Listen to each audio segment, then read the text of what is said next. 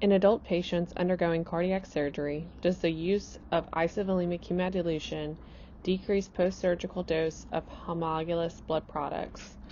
This presentation is brought to you by Emily Hurd, Eric Warren, and Hilda Nugent. The transfusion of allogenic blood products has been shown to increase the risk for adverse outcomes for patients undergoing cardiac surgery in a directly proportional manner with the quantity of blood product administration. Allogenic blood is in short supply and demand.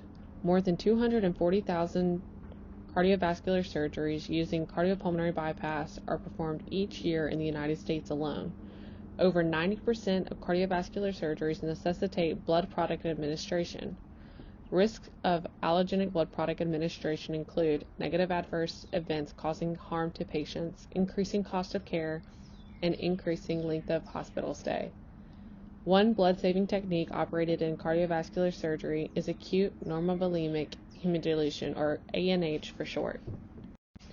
ANH is a procedure initiated before the start of significant blood loss, where the provider removes whole blood from a patient while simultaneously restoring intravascular volume with either crystalloid in a 3 to 1 ml of blood removed, or colloid 1 to 1 ml of blood removed. Solutions to maintain adequate hemodynamics. ANH protects the collected blood from the platelet dysfunction that occurs during cardiopulmonary bypass. Goals of intraoperative blood management are optimizing oxygen delivery and organ perfusion.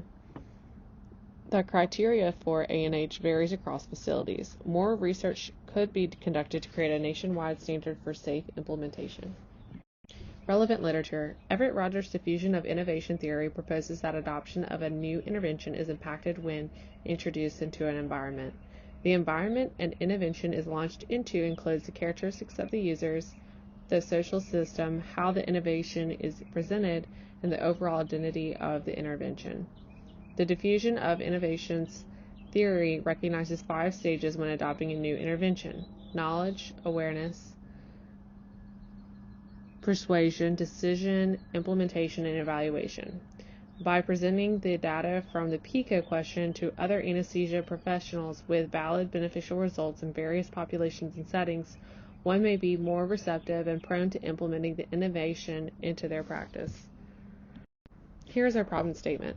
Cardiovascular surgery is predisposed to large quantities of blood loss perioperatively and postoperatively due to the nature of surgery dealing with primary vasculature. During times of blood bank shortages, blood-saving techniques are vitally important. Increasing amounts of homologous blood products are well documented in the literature and can lead to negative adverse events causing harm to patients, increasing their cost of care, and increasing length of hospital stay. Intraoperative blood management during cardiac surgery is a multifaceted process incorporating various interventions directed at optimizing oxygen delivery and enhancing homeostasis. Isovolemic hemodilution is one method of eliminating the need for autologous blood transfusion during the post-operative period while maintaining patient homeostasis. The purpose of this systematic review is to gather, analyze, and disseminate the potential for isovolemic hemodilution to decrease the post-surgical dose of homologous blood products. Criteria for studies and review. Participant criteria for the studies selected from the literature review were age 18 years or older, undergoing a cardiovascular procedure requiring cardiopulmonary bypass, and all studies selected were full-text, peer-reviewed, and written in English language. Here we have our search strategies displayed in a PICO search strategy diagram and a Prisma 2020 flow diagram. Through a thorough literature search, we included 2 quasi-experimental studies, 2 randomized control trials, 1 retrospective observational study, 2 prospective observational studies, and 2 retrospective studies. The results of the 9 studies we chose were quite consistent across the board. Most studies showed that there was a decreased postoperative usage of blood products. Acute said that their triple combination technique decreased the need for allogenic blood products when compared to the standard blood-saving technique. Henderson in 2019 said that their large volume ANH was more successful in preventing allogenic blood product transfusion compared to the standard practice. Henderson's second study in 2021 showed that intraoperative transfusion did not differ significantly between groups, but the postoperative and overall transfusion rates were lower in the ANH group by 40% and 44%.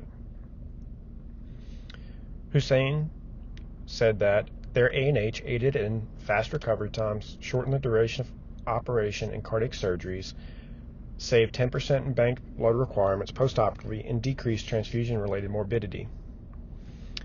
Okuno said that their total amounts of transfused RBCs, fresh frozen plasma, and platelets were smaller in the ANH group than the control group for both cardiac and aortic surgeries. Smith demonstrated that patients undergoing single procedure cardiac surgery requiring cardiopulmonary bypass, that ANH significantly resulted in statistically significant improvements in blood transfusion rates, hemoglobin, fibrinogen, and APTT testing.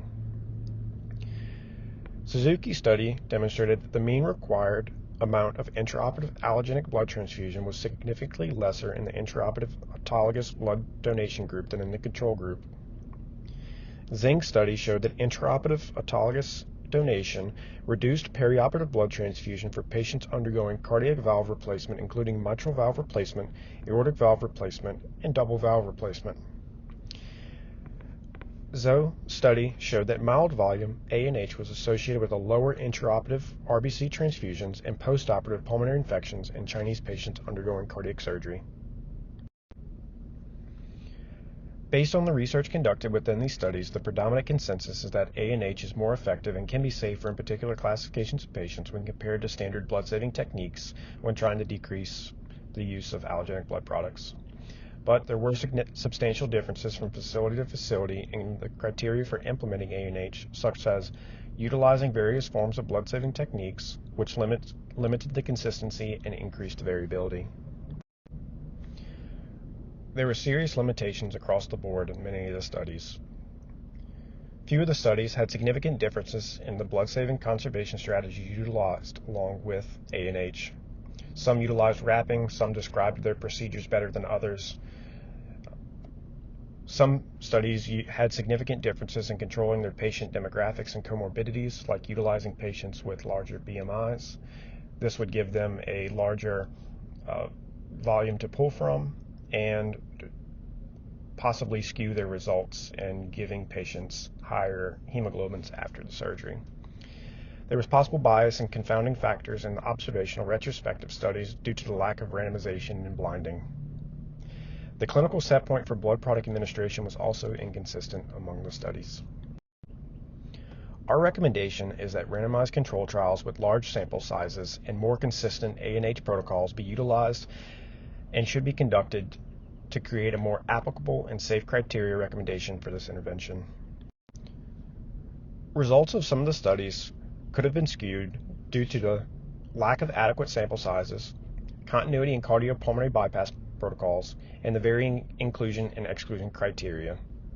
Therefore, it's recommended that clinicians may provide ANH to their adult patients undergoing cardiac surgery on cardiopulmonary bypass safely, but use cautiously with relatively healthy patients based on the clinician's expert clinical judgment.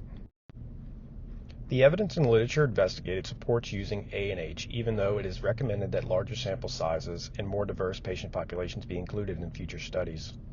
Increasing the number of RCTs would also be beneficial to legitimize the data collected.